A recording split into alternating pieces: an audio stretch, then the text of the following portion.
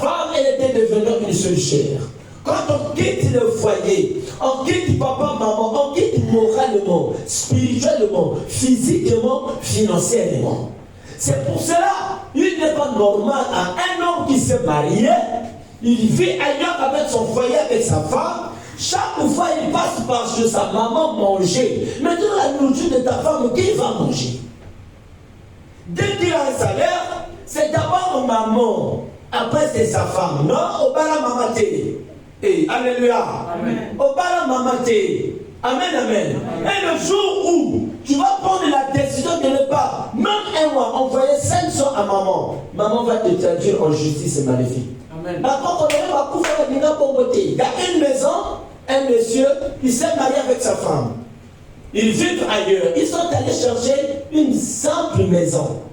Le jour où sa maman a mis ses pieds dans la maison de son fils, il dit, elle dit, mon fils, toi tu as maintenant l'argent, ça c'est seulement ta femme là qui t'a emmené. Tu as maintenant l'argent, tu payes une maison comme ça, mais la maison coûte seulement 50 000.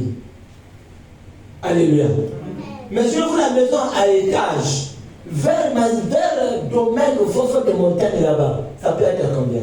Il y a des maisons là-bas, une belle maison, 2 chambres, salon, douche, toilette, cuisine, 20 000. Parce qu'il y a personne qui va habiter là-bas. 20 000. Alléluia. Mais il y a une maison, c'est comme sa maman dit, même ton père dans les cimetières, ta parole a dit, non, tu vas retourner à la case du départ chez les parents. Moi je dis, ta maman était partie convoquer ton âme dans le tribunal des esprits de mort de votre famille. Alléluia. Et si vous ne faites pas attention, dans vos maisons, il y aura des maladies. Ton argent va partir parce que tu dois payer la plainte qu'on t'avait faite. C'est pour cela que l'argent ne met pas du temps entre les mains des gens. Tu payes mon argent, je peux saisir mon argent, mais parfois ton argent a été convoqué devant le tribunal maléfique. Confisqué, c'est bien. Oh, je déclare que cette plainte soit déduite. Je déclare que l'acte qui condamne ta vie soit déduit au nom de Jésus. Amen. Jésus-Christ est venu, il a dit, oh, Christ est venu, il a détruit les actes dont les ordonnances nous condamnaient. Amen. Pourquoi ce verset? Parce qu'il y a des tribunaux maléfiques qui nous condamnaient. Aujourd'hui, quand j'ai médité ce verset, j'ai dit, Dieu, tu es trop intelligent. Oh, ils ont condamné. Écoutez, mon Jésus. Alors, pour la connaissance, je leur ai répondu que ce n'est pas la coutume des Romains de livrer un homme avant que l'inculpé ait été mis en présence de ses accusateurs et qu'il ait eu la faculté de se défendre sur les choses dont on accuse. Le verset 17 dit, ils sont donc venus ici et sont différés. Je siégeais le lendemain au tribunal et je donnais l'ordre qu'on emmène cet homme. Les accusateurs s'étant présentés ne lui imputaient rien de ce que je supposais. Il avait avec lui des discussions relatives à leur religion particulière et à un certain Jésus qui est mort et que Paul affirmait être vivant. Ton problème, c'est que tu affirmes quelque chose que ta famille n'approuve pas. Non, personne dans notre famille. Dans notre famille, personne ne peut pas aller en France. Oh, moi je vais aller en France. Amen. C'est que là, tu es l'opposé.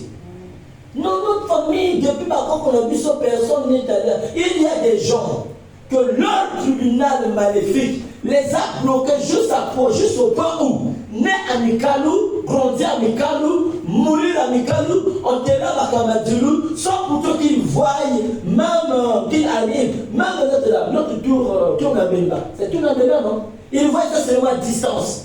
Ils n'ont jamais été ici. Quelle condamnation! Mourir sans carte de photo. Maintenant, le jour de notre téléphone, on va te pleurer avec quelle photo? Il y a même une carte d'identité, mais c'est un peu flou. Tu as fait le 7 depuis 1900. Il y a même des gens condamnés, même pour prendre le jus. Il attend seulement qu'une année plus tard. Mais oui, une année plus tard. Donc on a condamné son esprit à tel point qu'il voit acheter même un jus de 505 c'est une dépense. La peine, ça 500 ans de plus qu'il a mis le jus. Quelle condamnation de nouveau de l'esprit. Une fois, je dis à mon oncle, il y a un moment donné, c'est un bon samedi comme ça, tu nous prends avec toi, ta femme, on va servir, moi je regarde et dis, que va? Je te donne l'argent, tu manges le canapé, je donne la maison, je te donne encore la nourriture. Quoi? Tu es condamné. Alléluia. Tu es condamné, ça veut dire que tu es condamné. Il y a des gens comme ça condamnés. En fait, j'ai un terme que je dis, il faut jouir de ton capital de vie. Amen. Et on a sur le terrain raconté ça. Tu as été 10 000, tu prends tes enfants par zoologie. Maintenant, la personne qui est condamnée, qu'on a récupéré son âme, on avait convoqué son âme dans au tribunal maléfique, dès qu'il te voit faire ces choses, il va te dire, il y a un bon. Mais parce que son esprit est bloqué et condamné. Le tribunal fait que tu sois condamné. Les sorciers de la famille font que ta vie de tes enfants soit condamnée. Je déclare que ce tribunal prenne feu aujourd'hui. Que ce tribunal prenne feu aujourd'hui. Matthieu chapitre 26. Ils ont pris Jésus. Ils l'ont emmené devant le grand Sanhédrin.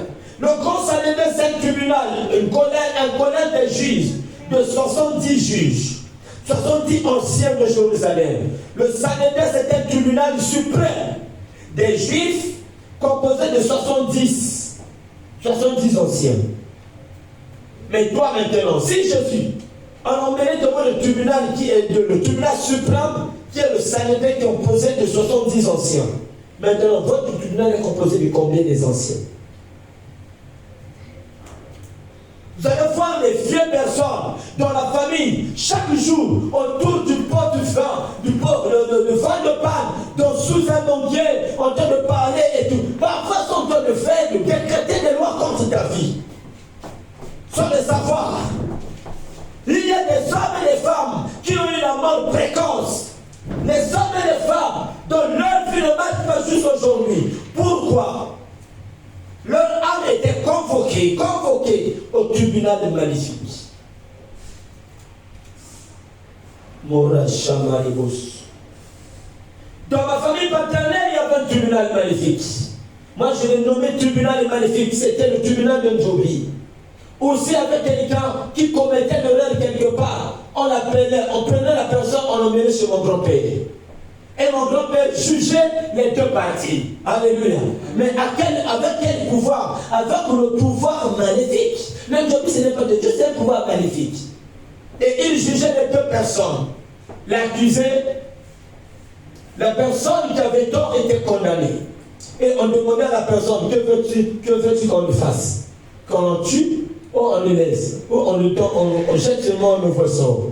Ou liquider, on liquide. Matthieu chapitre 26, le verset 57.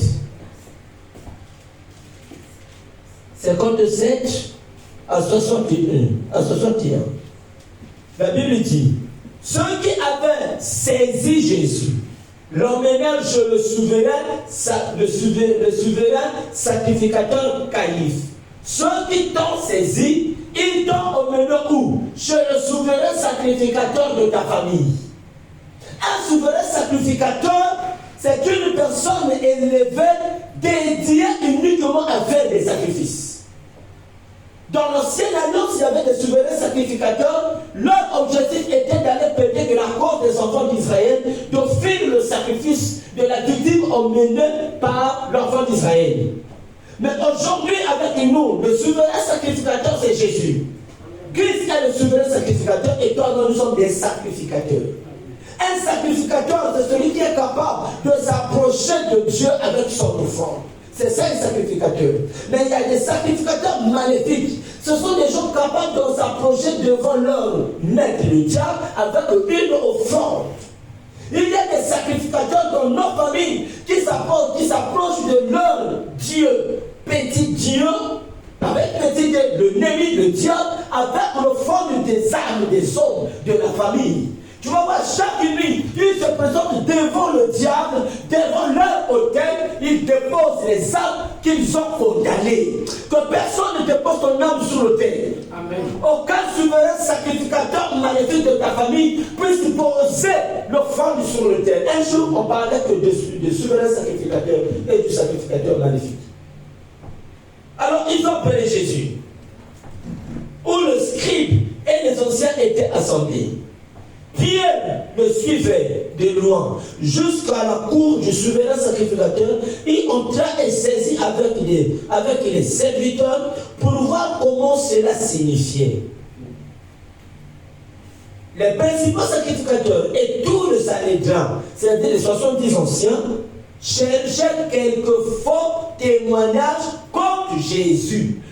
Ici, les accusateurs, ceux qui t'ont emmené dans leur sanctuaire mystique pour te juger, ils vont chercher quelques faux témoignages pour te juger. Mais bien aimé, je vous en supplie, faites le tout possible d'être saint et sauf devant le Seigneur. Amen. Avec les petites erreurs que tu négliges aujourd'hui, le temps récupère ces erreurs et il fait ces erreurs des fautes graves pour te condamner. Il y a parfois des moments où tu pries comme ça, dans ton esprit. Il y a quelque chose de mal que tu avais commis il y a longtemps. Sans pourtant que tu demandes pardon, reviens en esprit. Ton esprit est maintenant culpabilisé. Amen. Quand ton esprit est maintenant culpabilisé, laisse-moi te dire que tu as été convoqué. Tu as été convoqué. Ils cherchent des faux témoignages pour convoquer, pour condamner Jésus. Suffisant pour le faire mourir. Mais ils n'en trouvent point. Comme on ne trouve point en toi ce qu'ils veulent.